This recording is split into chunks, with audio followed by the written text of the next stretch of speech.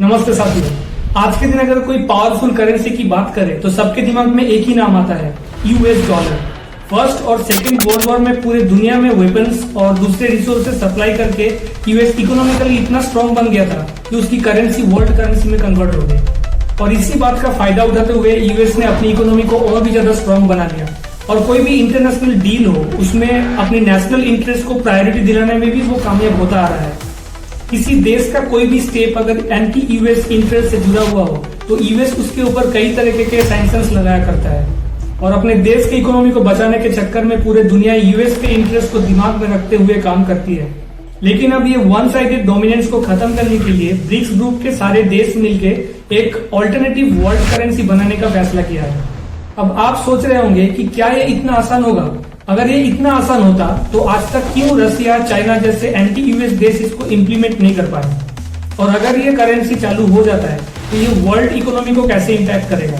इसके एडवांटेजेस क्या होंगे और क्या इससे डॉलर का दबदबा खत्म होने जा रहा है? तो चलिए पहले जानते हैं ये ब्रिक्स एक्चुअल में है क्या।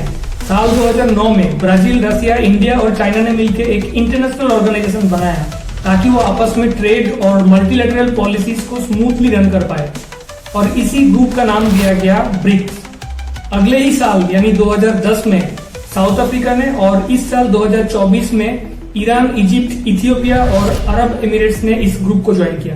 पूरे वर्ल्ड का 30% लैंड और 45% पॉपुलेशन बिलोंग करते हैं इस ब्रिक्स ग्रुप से।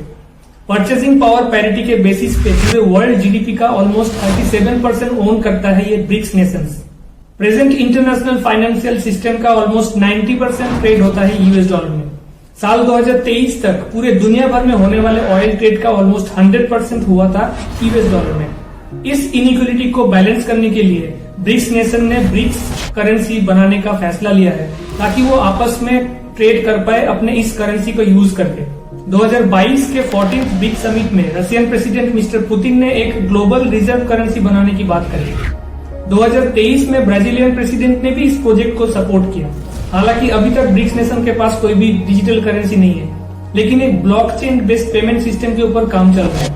ये एक मल्टी साइडेड पेमेंट सिस्टम होगा जिसमें सारे ब्रिक्स नेशन को जोड़े जाएंगे और वो आपस में एक सेंट्रल बैंक के थ्रू डिजिटल करेंसी के जरिए पेमेंट कर पाएंगे यूएस डॉलर को अवॉइड करके। अब सवाल ये बनता है कि इससे आखिर फायदा होगा क्या? देखिए, क्रॉस बॉर्डर पेमेंट सिस्टम और भी स्मूथ होने की वजह से ब्रिक्स नेशन और बाकी देशों के बीच में बिजनेस और ट्रेड और भी ज्यादा बढ़ेगा।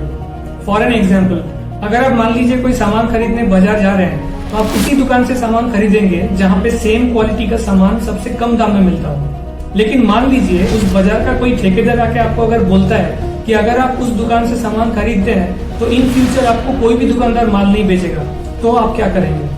ठीक ऐसे ही रसिया यूक्रेन वॉर के दौरान जब इंडिया रसिया से क्रूड ऑयल खरीदने गया या तो जब ईरान के साथ इंडिया चाबहार पोर्ट पे डील साइन करने गया, दोनों ही वक्त यूएस ने इंडिया के ऊपर सैंक्शन लगाने की धमकी दी। वो बात अलग है कि आज इंडिया के ऊपर सैंक्शंस लगाना यूएस के लिए भी उतना आसान नहीं है और ये बात यूएसए भी भली भांति जानता है कि एशियन कॉन्टिनेंट में अगर आज कोई चाइना को टक्कर दे पाएगा तो वो इंडिया ही है।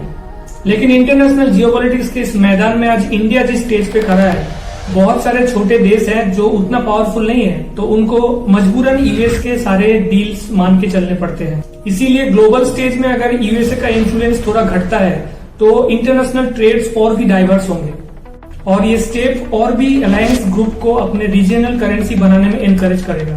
US dollar global reserve currency का स्टेटस धीरे धीरे खो देगा और प्रेजेंट वर्ल्ड जियोपॉलिटिकल और इकोनॉमिकल ऑर्डर में भी एक बहुत बड़ा बदलाव देखने को मिलेगा।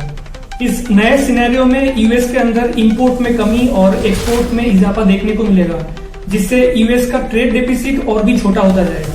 यूएसए ट्रेजरीज की वैल्यू पूरे दुनिया भर में घटने के वजह से यूएस के लिए डेट टेकिंग और भी एक्सपेंसिव हो जाएगा।